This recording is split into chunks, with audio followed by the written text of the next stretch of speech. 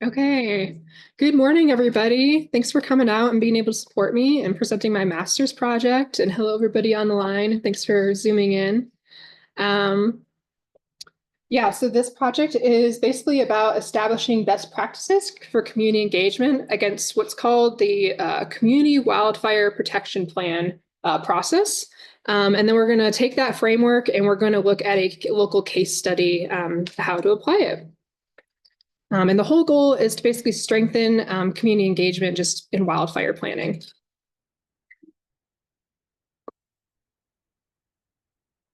Okay.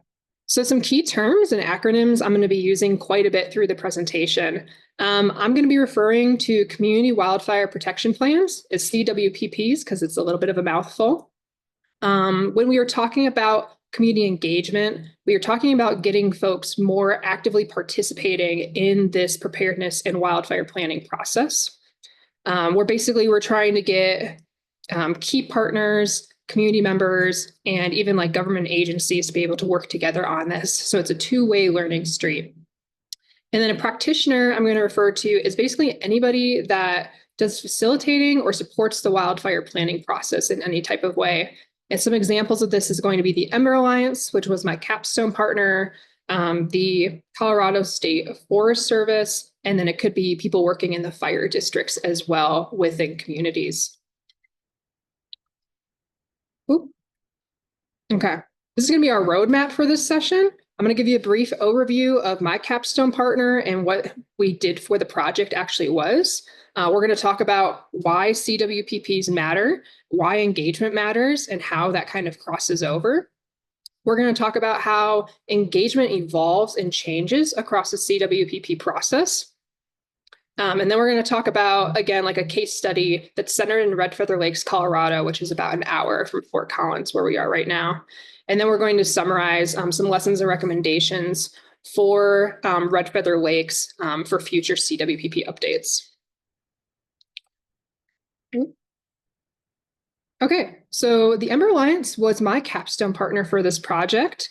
And their mission statement is to restore the relationship between communities and fire on the landscape. They basically work in three different branches, if you will. The first one is they actually have people that put fire on the ground. They are the boots on the ground operation. They are actively doing fire projects. And they are also in charge of doing larger collaboration projects with other agencies. An example being this giant collaborative burn that they did back in 2021, where they did worked with 15 different partners to achieve over 10,000 acres being for prescribed burning.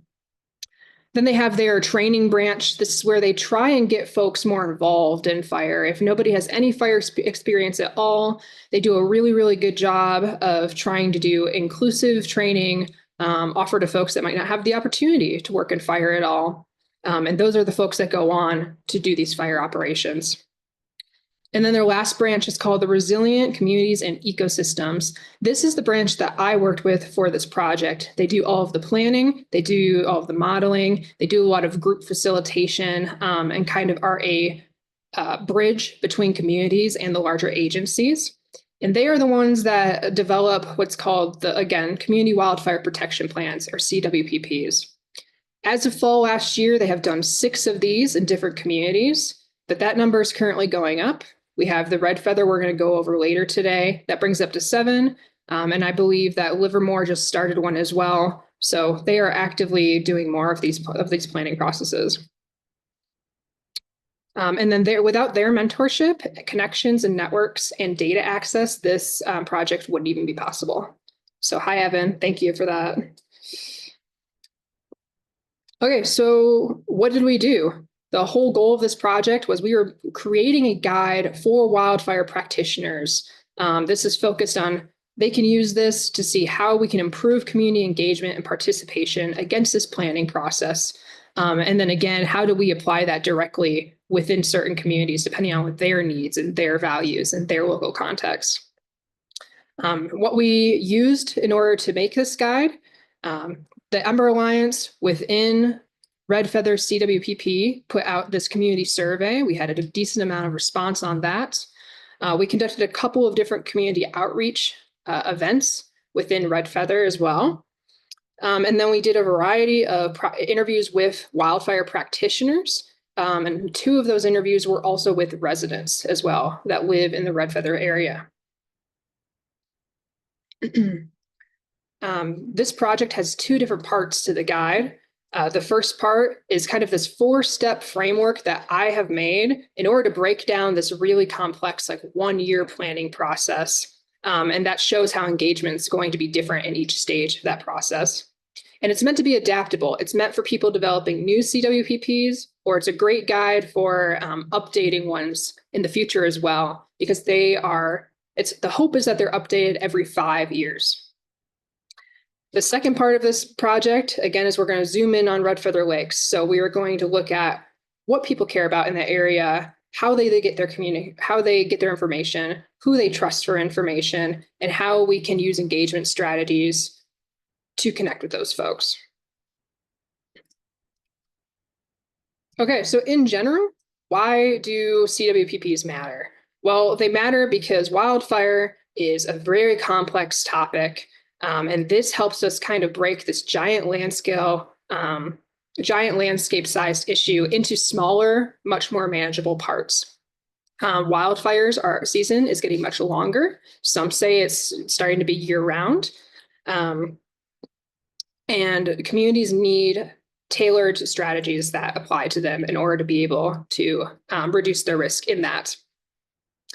CWPPs, how they actually help communities is it helps them identify their personal wildfire risk in that area. It helps actually voice community concerns within that plan. And again, it helps coordinate between the larger agencies that are typically the ones treating the larger areas to reduce wildfire risk, and the communities. We're kind of creating that bridge that I mentioned earlier. And communities that have CWPP, it does not give them funding, but it helps them qualify to apply for funding for a lot of these fire projects they need in that area. So basically, we are turning the big picture of how complex a wildfire challenge is into much easier, manageable community action plans. And then why does engagement matter? Well, a lot of the background research I was able to do says that CWPPs are more effective if they're collaborative in nature with the communities that they impact. So it helps us build relationships and credibility for that process. Again, it makes sure that the plan is reflecting the values of that area. It makes sure that the quality and accuracy of all of this really technical, like risk information we're getting lines up and is accurate, because the folks that live there might know something that we can't get somewhere else.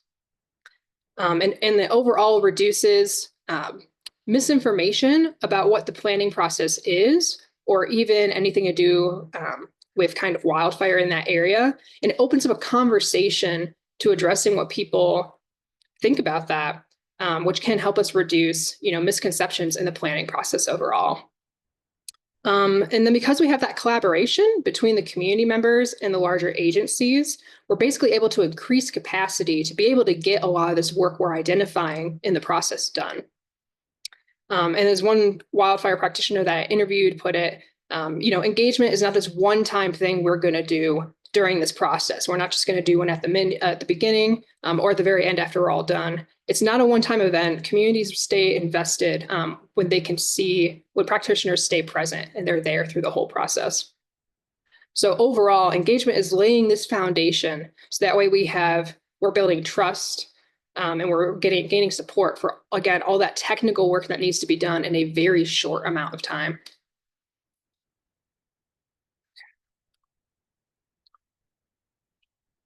So with the 4-stage framework, each stage of engagement in a CWPP requires a different type of engagement. It has different goals, and it should evolve as our work progresses. So we have the pre-planning phase, which is before this tight 1-year process for the planning ever begins. We have planning, which is the bulk of that process. Implementation, which is now all the priorities and projects we've identified. Now we're actually going to try and complete them, put some work towards them. And then sustaining engagement is basically after that 1 year process. It's like, how are now we maintaining the momentum we've built through those 5 years until hopefully the next update is happening. And so next we're going to look at each stage a little bit closer, but we're basically moving from a very broad, let's get awareness of what a CWPP is, and addressing that information, and let's build the relationships that we need to be able to go through. Okay. Okay, so pre-planning, again, is before this 1 year process begins, and I would argue that this is the most important stage. This is because we're casting an incredibly wide net, and we're trying to reach as many folks as possible. We're trying to basically talk to or identify every single person that's going to be affected by this process, the CWPP, or maybe even any of the projects later on. And we're also trying to see who we need to get involved in the CWPP, which is, different community leaders and members. It might be certain organizations. It might be those larger agency folks, anybody that we need to reach that's going to be involved in this process.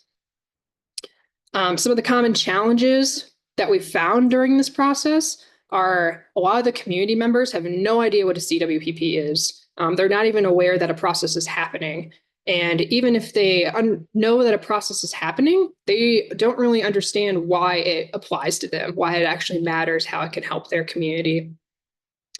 It's really difficult for organizations that aren't based in the community, such as the Ember Alliance, to actually be able to build relationships, because 1 year is a very tight time period and it takes a long time to build those relationships. And then if we have some kind of community meeting, sometimes communications are framed too technically. Again, it's not why it matters to your community. It's like, here's this really complicated map that we made. And so strategies for how we combat that are, we can frame wildfire as a shared challenge. So instead it might be, this is the map we made, but this is what it shows you. And this is your neighborhood right here on the map. We can attend existing community events, like farmers markets, or if there's an HOA in the community. And the most important thing I would say is we can actually partner with organizations that are already based in that community, because that helps. They can almost like speak for an external organization, like, hey, have you met this person? They're going to be here doing this thing that applies to you. So this is the most important. This is how we are establishing a foundation for success in the future stages. Because early outreach, relationship building, and basically clear framing for why it matters builds that trust and credibility. And all of this stage also helps us identify critical information that makes it the next steps successful. Like, what kind of communication channels does this community actually use? I doubt they're on social media. Do they go to the library to look at a flyer for their information? What kind of event types are they interested in? They might not care about a prescribed burn per se in the area, but they might really want to know what they can do in their own home on their own land. And that's going to help us set up for the following stages here. Next.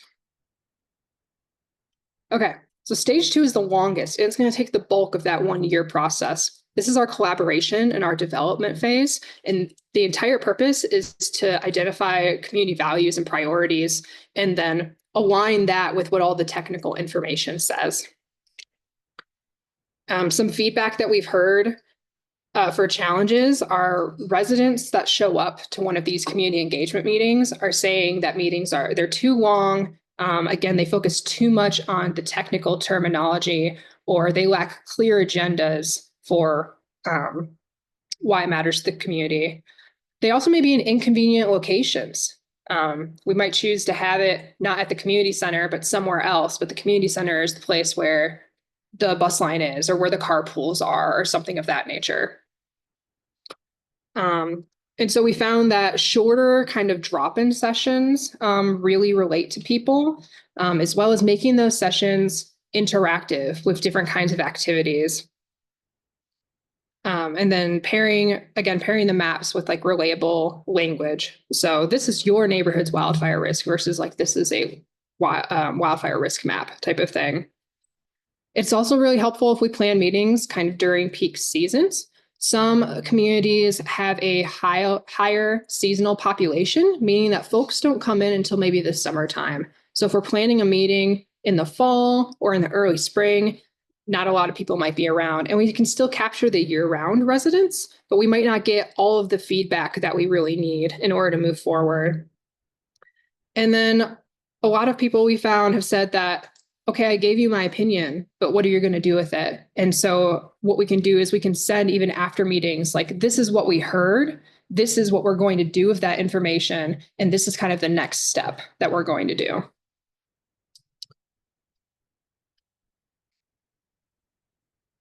Okay. One example of this is actually from the Ember Alliance. They did a halfway through the planning process, so about 6 months in for Red Feather Lakes, they did a mid-project community check-in meeting where they basically had a bunch of different interactive activities where community members could give input, basically, and also talk to some other agencies working in their neighborhood. So for this example, community members are basically given a cup of beans, and each bean represents $10. They get $100 total to play with, so 10 beans to play with. And then they were asked, if we had funding for projects in your community, where would you want the money to go? And so our top picture is they could pick, I want my money to go to fuelless treatment, which is that on the ground firework. It could be like a prescribed burn. I wanted to go to education and outreach. Like, I'm interested in these topics. Please put more of these topics on. Or they wanted to go to the actual fire district capacity to be able to respond to emergencies. And then the second picture is, because fuels treatment is such a broad category, we broke it down a little bit more. So it's like, do you want the money to go for projects? Do you want the money to go to landscape treatment? Do you want to go to roadway treatment to help like evacuation, ingress and egress for the roads? Or do you want to go to home mitigation projects? Like, that might be so you can actually go and do projects on your own land. And then this is an example of kind of the mapping activity that I was talking about.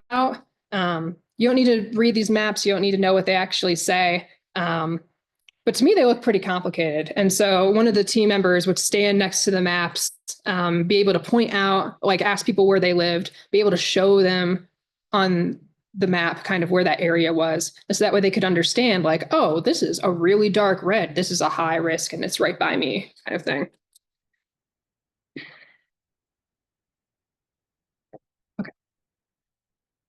Then we're going to move to the implementation stage. This is typically towards the end of that 1-year planning process, if not right after the process ends. And so all of those projects we identified, by combining that technical work we did for fire risk with community values and what their priorities are, this is the intersection of that. And so this is actually putting those projects and following through on them and seeing how we can accomplish them. Common engagement challenges we found with this is, after the plan is written or done, people don't care anymore. They're less engaged, their interest drops, just because there's not continuous updates. They're like, okay, the plan is done, but again, I don't know what the next steps are. Or, we heard that they're going to do this project, but we don't know if they started it. We don't know the timeline. They basically just don't have a connection anymore to what we've done. A lack of project roles, funds, or capacity. And this was going to vary by community, and it's more for the organizations. It's like, do we actually have the money to do some of these plans? Do we have the manpower, the capacity, the bodies to be able to do these plans? If we can get volunteers, it's usually the same people coming over and over, so they might get burnt out. Excuse me. Some strategies that we found to help combat this is, some communities actually form their own implementation committees or their ambassador programs. And so what that means for the ambassador program is, if people are interested in seeing their risk around their home, the community goes out of their way to train these ambassadors, which are usually a neighbor in the community, to now come and help you figure out what the risk for your home is. And that's why it's a neighbor-to-neighbor connection, a member-to-member connection. So we can either support those communities if they're already there, or if communities have the capacity, they might be able to form their own committees and see some success with that. We can offer, if projects are just about to start or maybe finished, we can offer different site tours of the project. We can show people pictures. This is before, this is after of what work actually happened. Or we can do demonstrations for people. If one of the plans was people are more interested in the risk around their house, well, maybe we can show people how to, I don't know, clean their gutters properly, for example, or like how to actually make what's called home ignition zones to lessen the risk around their house. People really want visible, hands-on solutions in that. Yeah, and as one resident from Red Feather Lakes put it, it's like, show me the fuel break when the chipping truck is coming, and that's when I'll believe that we actually have a plan and we're following through on the plan. Lastly, we have sustaining engagement, which is all about maintaining our presence and kind of monitoring our communications. This is going to be after that 1-year plan is already complete. And the whole point of it is to help us sustain momentum, again, until hopefully the next 5-year update happens. So we're going to keep people informed. We're going to celebrate small achievements. And we're going to also try and capture new folks that might move to the area within that 5-year period. Common challenges we found, again, engagement drops after the plan is done. There's nothing in place for what our long-term communication strategy is, or how we're going to keep people involved long-term. And then we might miss those seasonal folks in between cycles. So things we can do is we can publish the CWPP when it's done, both online and then also in a printed format. A lot of people really like printed formats. So we could even have that at the library or a different community meeting space, maybe the community center. We actually need to establish a communication strategy using kind of like, again, this is what you guys said, this is what we're doing with that, these are next steps. And these could just be like quick emails, like a couple times a year, just so people understand that things are still happening. They may not be happening fast, but they are still happening in that regard. Or some communities could even consider, if there's an HOA there, maybe we work with the HOA, and within that HOA orientation slides, they talk about the CWPP. They introduce that to them. So it's all about partnerships in the end. And again, this is all to like maintain visibility. It's not like the Ember Alliance or Colorado State Forest Service came in one time halfway through the project being done, and you never saw that person ever again. We're going to maintain visibility and we're going to celebrate small achievements. So another Red Feather Lakes resident summed it up perfectly. It's like, they don't want you to just come once, like come back and actually tell us what you're doing with the information. Tell us what happened.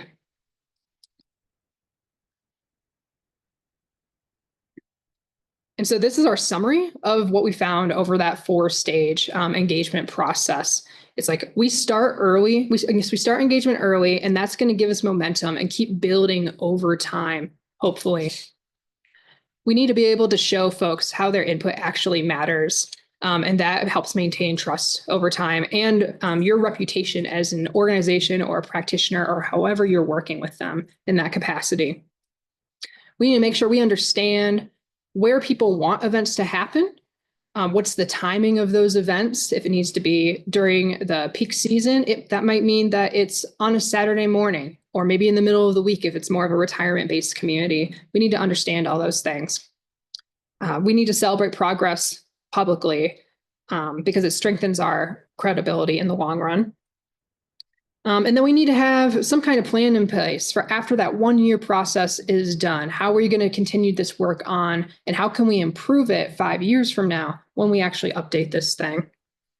Because every community is different. They have their own values, backgrounds that's made up of a different demographic, and they have a different history.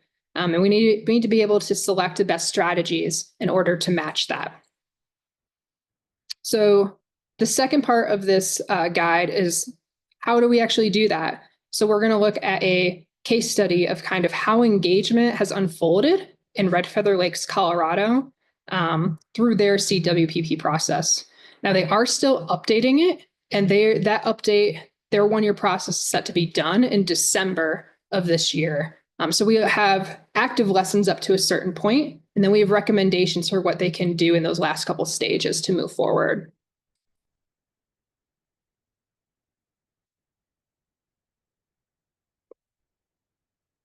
Okay. So this is Red Feather Lakes, Colorado. We are down here in Fort Collins.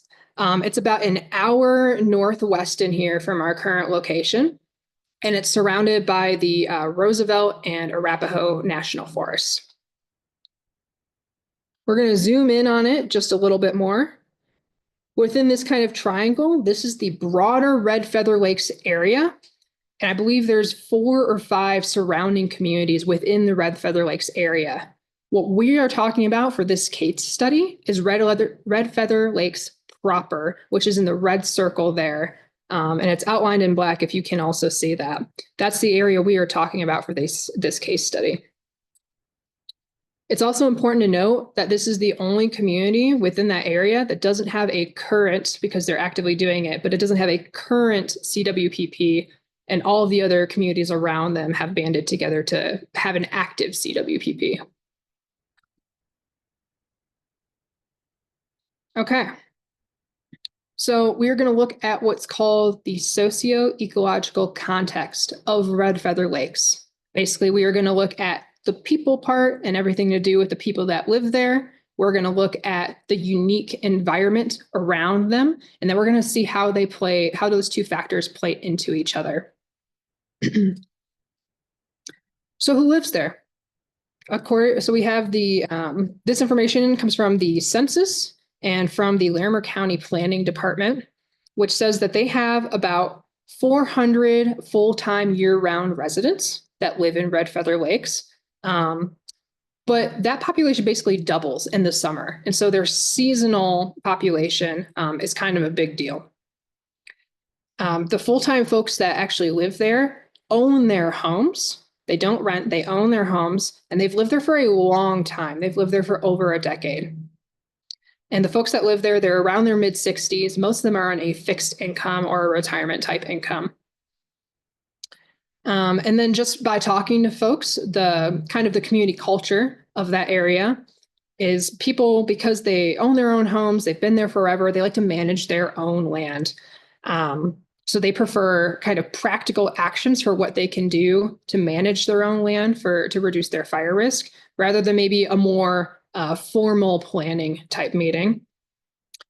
And then most people that we spoke with said that they feel that wildfire preparedness is actually a personal responsibility and a neighbor-to-neighbor responsibility. So there's a strong sense of place there in the community. And that likely comes from the fire history of the area. According to the kind of the Ember Alliance's proposal for the CWPP of this area, this community is 95% more susceptible to wildfire risk than the national average, basically. And that makes sense. There's the giant fire back in Cameron Peak back in 2020, and this was the largest wildfire in Colorado state history that got very close to Red Feather Lakes. And then just last year, they had the Pearl Fire, which burned close by as well. I think there were evacuations in the northern communities of the Red Feather Lakes area.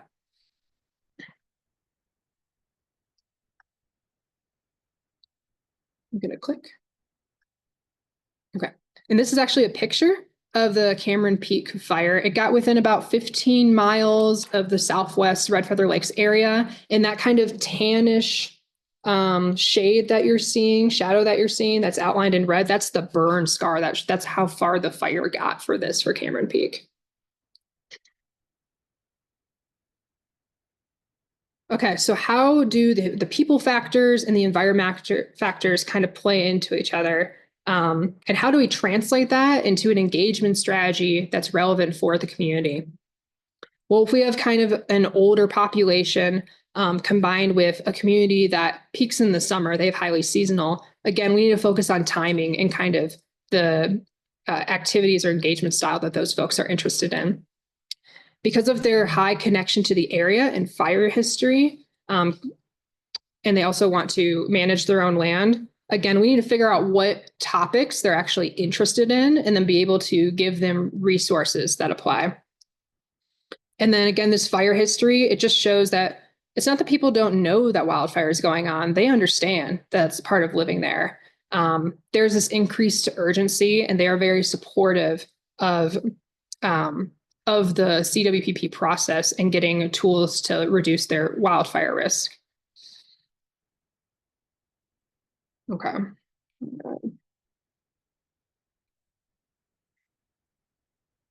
Okay. So within engagement in Red Feather Lakes, everything that we found, we've kind of divided into these 5 different categories for engagement. And so we have these 5 categories, and it shows kind of everything we found that we put within those categories, and then we directly chose strategies that would be the most applicable to address those. So we have, who do people trust for information, and where do they want to have like these events? We have, where do people get their information from, whether it's print, email, social media, probably not social media, and the timing of those communications when people are actually around.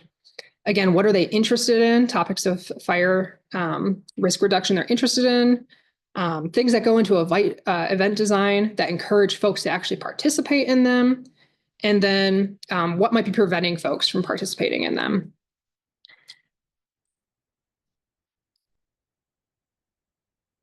Okay.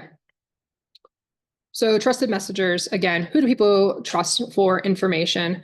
We found by a very wide margin, the folks that live there really like the Red Feather Lakes Fire Department. That's who they trust for information. That's who they want to see more at some of these events. Also, in terms of reducing risk, the Red Feather Lakes Fire Department, and then the Colorado State Forest Service, and then actually the library. That's where they go to get their information from. They usually ask their local librarian, like, what's going on? Do you have resources for this kind of thing? They want to have events at the community center or the library. It's easy for them to get to. It's right in the center of the area. And then interestingly enough, there is more awareness happening because what I said earlier of the surrounding communities all have CWPPs already. They are all working together with a large pot of money to be able to do projects in the surrounding areas.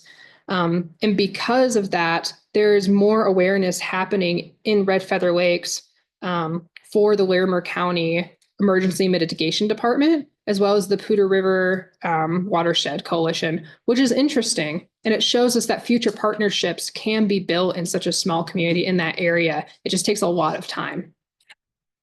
And so our strategies for this is we can partner with those trusted organizations.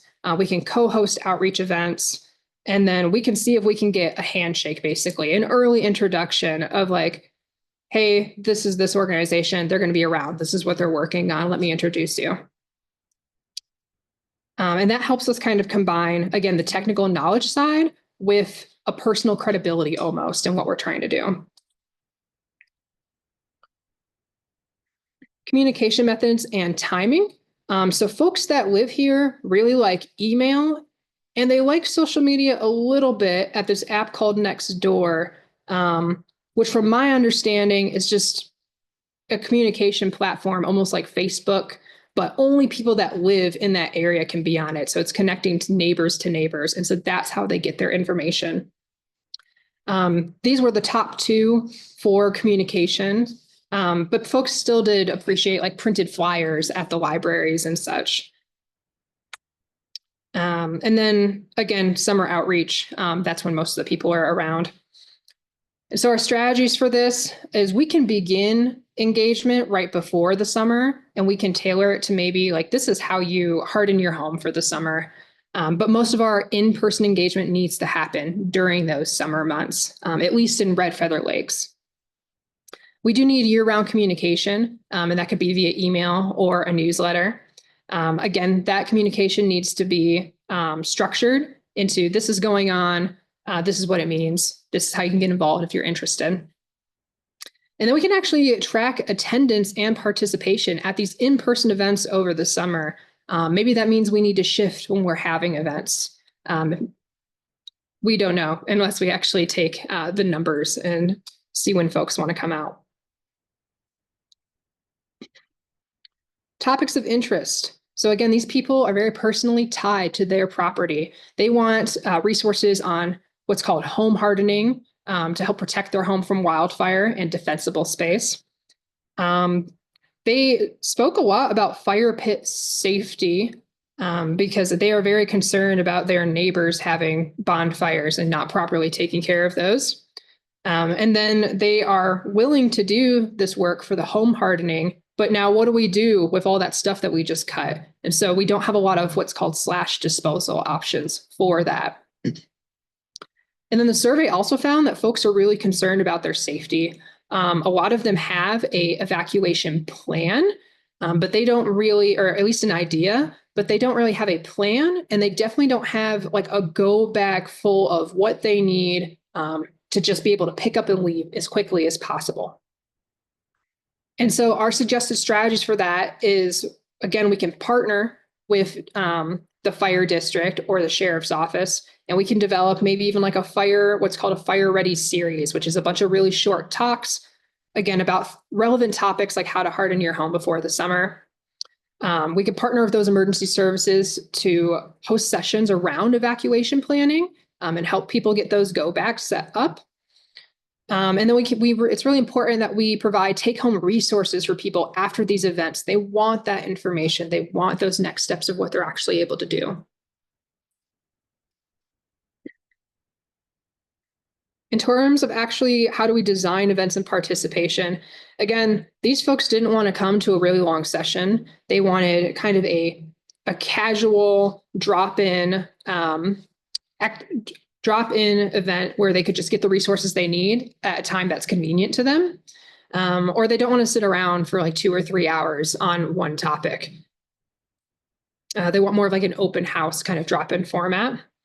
They really want to hear from the firefighters more. Now, the firefighters have a lot going on, and that's at their own discretion and capacity. But this just shows that people really want to be able to ask them questions. That is the person that's credible in the community for them. And that's who they want to talk to about getting information. And then they also suggested maybe combining learning with community gatherings. Maybe that means we talk about these home hardening topics, but then one person brought up, let's do a potluck afterwards. Like everybody bring a dish.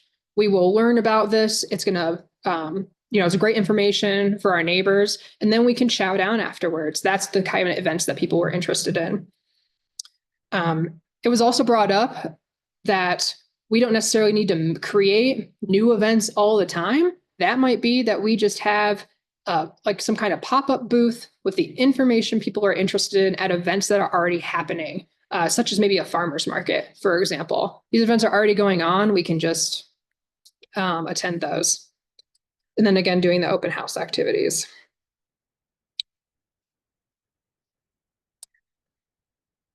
So what makes it harder for people to actually attend these activities? It all came down to, or even do some of this work, it all came down to cost and affordability. It came down to labor and time of actually being able to do some of this like home hardening work, for example. And again, once we do the work, where does all the stuff that we cut go? Folks are limited by their disposal options. And so some strategies is we can maybe have some of these big events where it's like, come and bring all the stuff that you cut and we can help you get rid of it. Or maybe that means we have volunteers come to you and pick up this. Again, that is a time and capacity and it's what's available. But it seems like folks are really interested in that kind of idea. We can partner with different volunteer organizations to maybe actually help some of the older residents do this work that they want, because they may not physically be able to do it themselves, but they would still like it done. And then if such opportunities, such as micro grants, which are just very small amounts of money to be able to do work on your property, or some kind of cost share program. If those are out there, if those come up, making sure we're communicating that to folks of this is available to you.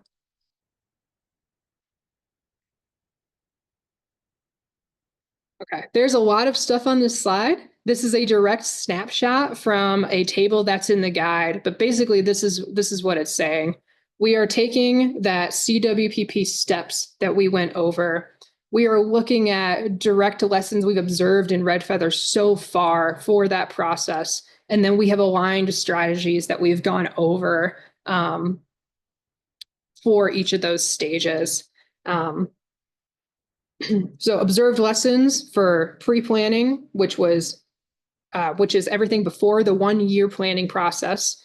There basically was no awareness in Red Feather Lakes. It was very, very limited if it was there.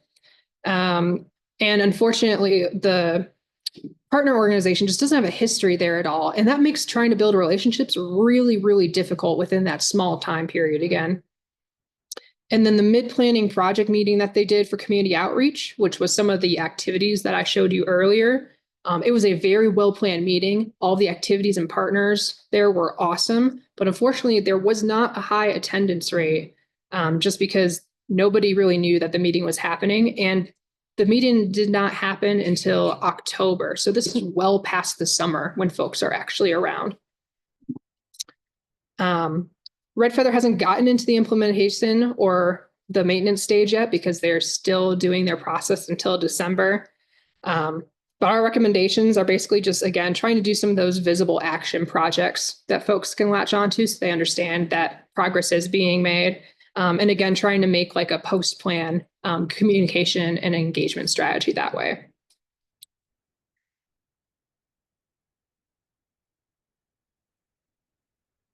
Okay, so looking ahead and kind of combining all of this and doing a little bit of a recap, engagement is needed through the entire CWPP planning process before the 1 year starts, during, and after the 1 year to kind of continue momentum.